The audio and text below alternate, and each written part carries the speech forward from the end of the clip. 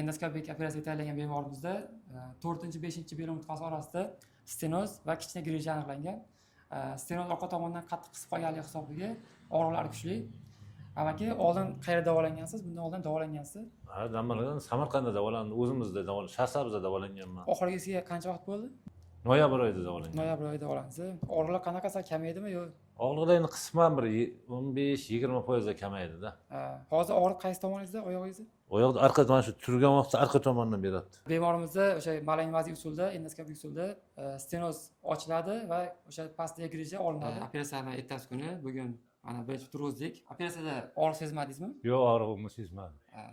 Sezilmadi, yo'q, bilinmadi umuman. Mana rahmat mana doktorlarga, mana Tohirjonga, yononjolar rahmat shularda.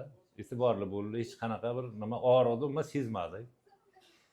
Endi og'riq oldingiga nisbatan juda ancha yaxshi hozir. Mana yuryapmiz.